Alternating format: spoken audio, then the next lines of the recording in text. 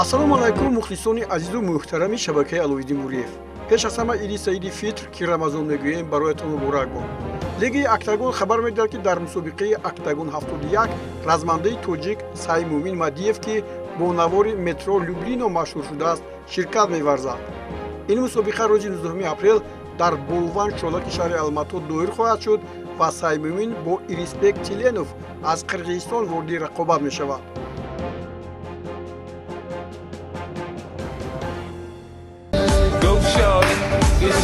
Я не понял.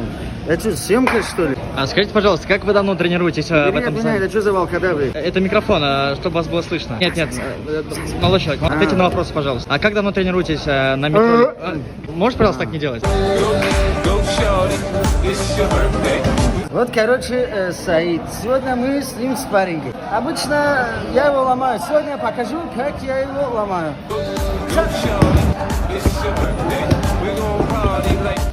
Красный угол клетки бойцу, 28 лет, рост его 160 сантиметров, вес 57,2 килограмма. Его профессиональный рекорд 8 боев, 7 побед при одном поражении. Он из города Душанбе, Таджикистан. Саймумин по прозвищу Метро Люблино Мадиев.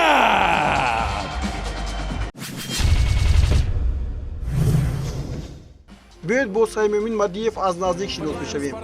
ӯ 20 сентябри соли 1996 дар шаҳри Кӯлоби Тоҷикистон ба дунё омадааст. аз овули ҷавонӣ ба санъати муҳорибовӣ омехта шурӯъ намуд. ҳангоми таҳсил дар мактаб пайваста дар мусобиқаҳои гӯштии озод ширкат мекард.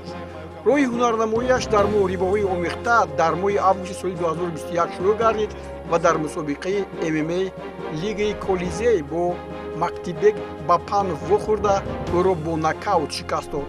дар моҳи декабри ҳамон сол Саймумин дар мусобиқаи Hardcore MMA 17 бо Владислав Психо Попов қувваозмоӣ кард. ба ҷанговари тоҷик муяссар шуд ки маҳорати олии худро нишон дода Поповро дар 54 сония бо усули буғикунӣ шикаст диҳад. дар соли 2022 Саймумин Мадиев 6 маротиба дар промоушенҳои гуногун аз ҷумла Арена, Hep FC, Hardcore MMA ва Октагон иштирок кардааст. Мадиев бар Георгий Гаглоев, Игорь Швецов, Корней Тарасов, Антон Калчеганов ва Омурбек Канибек улу бар ин ҷанговарон 5 ғалаба ба даст оварда танҳо як мағлубият дорад. Саймумин дар 5 мусобиқаи октагон низ ширкат намуд.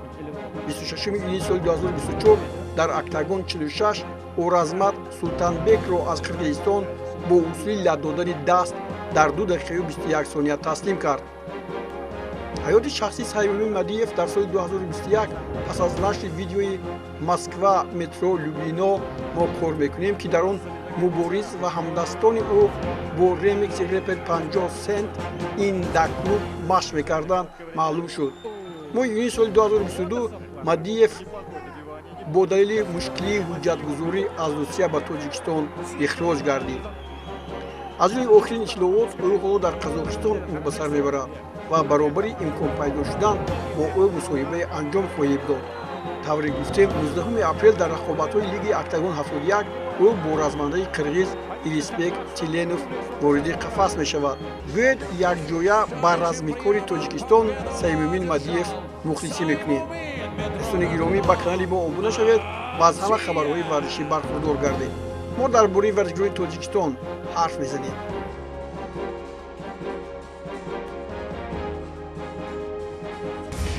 осындай бір стильдерін текетіресің. Еркін күрес және дзюдо күресінің өкілдері қазір алаңның ішінде.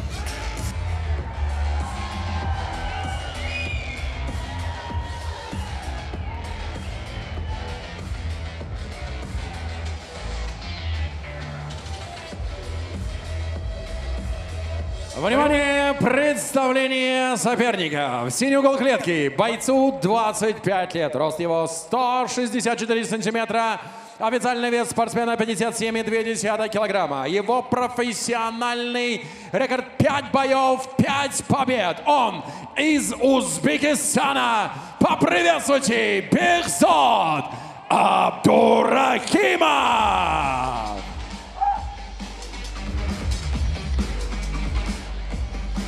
Внимание, его соперник, красный угол клетки, бойцу, 28 лет, рост его 160 сантиметров, вес 57,2 килограмма. Его профессиональный рекорд 8 боев, 7 побед при одном поражении. Он из города Душанбе, Таджикистан.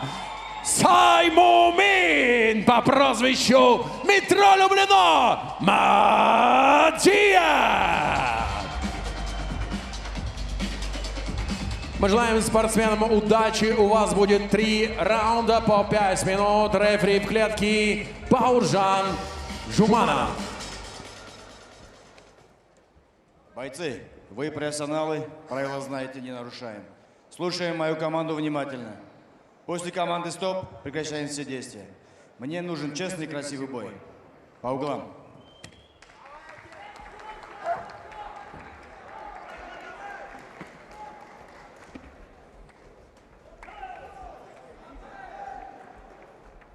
Бекзат Абдрахимов, Саймумин Мадиев. Саймумин Мадиев бір мәрте жеңілмеген өзбек спортшысына қарсы шыққан болатын. Бұл Санжар Зәкіров. Внимание, первый Екінші раундта техникалық раунд. нокаутпен есе жіберді. Ұқсас жағдай екен. Көрейік. Енді бұл жолы жеңілмеген өзбек спортшысынан айласын асыра алады ма? Одан кейін біраз жекпе-жектер өткізіп, спортшы ретінде өзінің дайындығына біраз өзгерістер енгізгені де бар. Сәл денелі көрінеді қарсыласына қарағанда. Бекзат Абдрахимов тамаша сақ болу керек. Мынадай қимылдармен қазір қарсыласының көзін шұқып алуы да мүмкін. Бекзат Абдрахимов. Ал Саймумин Мадиевтің біз аяқта ұзақ жүре қоймайтын білеміз. Міне, алғашқыдегіден қалай ғана шырайнауға қазір өз дегеніне жетті. Ары қарай шабуылды өрбітіп, позицияны жақсарту керек бұл жерде. Аяқты жамбастан көріңіздер, екі жақтан іліп алып, әзірше еш мүмкіншілік бермей келеді. Тамаша. Соның өзінде де гардты айналып өтуге жақын. Саймумин позицияны нығайту керек. Дзені ішке салады ма, не істейді? Қандай амал? Дзені міне біртіндеп ішке салып жатыр. Шындақты да дер кезде қоса қойған екен. Болмайды, сонда да тыпыр-тыпыр етіп Бекзат Абдрахимовты позиция бермеуге барын салып жатыр. Бұның маңыздылығын түсінеді әрине. Тамаша. Оң қолды қолтықтың астына салған екен. Бұл жерден де соққы жасай беруге болады негізі, бірақ Саймуминнің ерекшелігі де осы, бұл көп граунд энд паундқа көңіл бөлмейді бір қызығы. Бірден әдіс жасаудың амалын іздейді. Соншалық кеңпейіл жігіт болғаны ма? Қарсыласына көп зақым келтіргісі келмейді. Байқадыңыздар ма? Әлі де күресіп жатыр. Қаугартта жатып алып соққы жасауға болар еді, бірақ бұған көнбеді. Бұдан бас тартты. Ал позицияны жақсартуға әзірше мүмкіншілік болмай жатыр. Әйтеуір өз ырқына көндірді. Дүзенішке сау өрмелеп шығып алды қазір. Маунт жап-жақсы еді. Міне бірақ қараңыздар, тамаша. Енді шынымен де күрес деңгейі өте жоғары екеуінің де. Партерде де тәп-тәуір күресіп отыр. Удалось закрепиться у Саймумина в маунте. Өте шапшаң қимылдайды, Саймумин. Тамаша. Жалғастыра береді әрине шабуыл.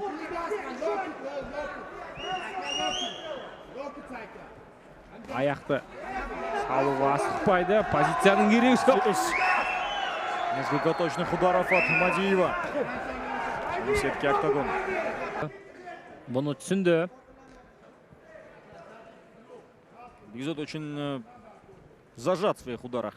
Руками, обрати внимание, что пытается вложиться, по всей видимости, акцентированно нанести удар, но не получается. Аяққа ұмтылатын біледі өткені. Саймуминнің аяққа кіріп кететін, өтіп кететін біледі. Сондықтан соққы жасау кезінде толықтай бір ашыла алмайтын сияқты. Міне, осы позицияда соққы жасауға жеткілікті негізінен. қайта тыпыршып позиция алмастырудың қажеті жоқ. Міне соның өзінде де шаршаған байқалып отыр. Ұстап қала алмады. Саймумин, бірақ әзірше тізгін дәл осы жігіттің қолында. Алыстан шабуылдарды, соққы жасау кезінде шабуылдарды дайындамайды екен. Да, вот обратите внимание, что, казалось бы, позиция, в которой необходимо наносить удары у сетки октагона, проводить по этажам, подключать ноги, но, тем не менее, все-таки эпизод. Да, и снова оформляет тейкдаун. Но за этим тейкдауном переводом ничего не следует, на самом деле. Никаких угроз дальнейших в виде досрочного окончания поединка, в виде финиша Саймумин Мадиева, к сожалению, я лично не наблюдаю. Не вижу даже, ну вот здесь вот можно все-таки что-то ожидать. Бірінші раундта көп соққы жасамаған. Міне екінші раундта соққы көбейді бұл позицияда, бірақ көрінді, соның өзінде де қарсыласты ұстап қала алмай жатыр. Міне басты мәселе бұл қарсыласты ұстап тұру. Бекзат Абдрахимов бұндайға әзірше көнбей жатыр.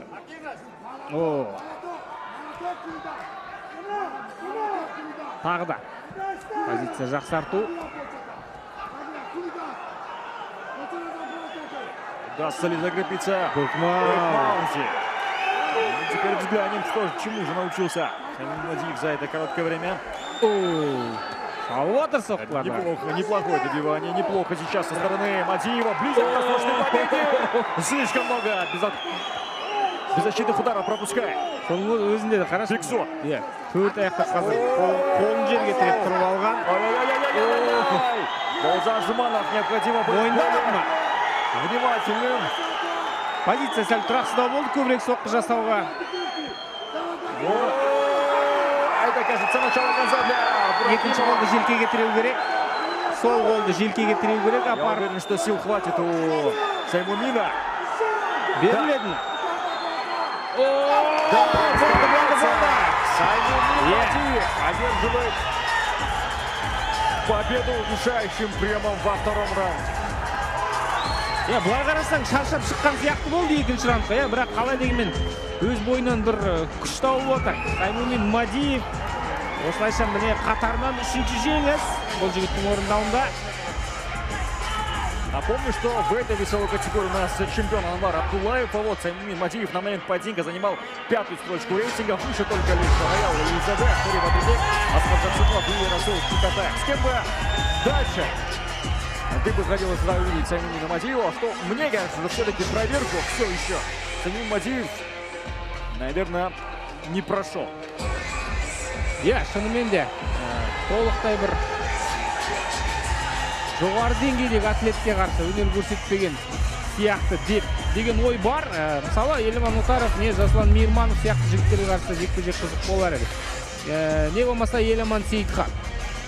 Менің ойымша қызық есімдердің бірі дәл осы Саймумин Мадиевке қарсы. Дәл қазір ресми түрде жеңімпаздың есімі аталады. Құрметті көрермен, одан кейін бізде I don't ever slow up, no I don't take shit. I got no love for the fakeness. If you wanna play tough and wanna hate this, I'll always show up. I don't ever slow up, no I don't take shit. I got no love for the fakeness. If you wanna play tough and wanna hate this, I'll always show up and make a statement. I don't ever slow up, no I don't take shit. I got no love for the fakeness. If you wanna play tough and wanna hate this, I'll always show up and make a statement. Everything I do so instinctive.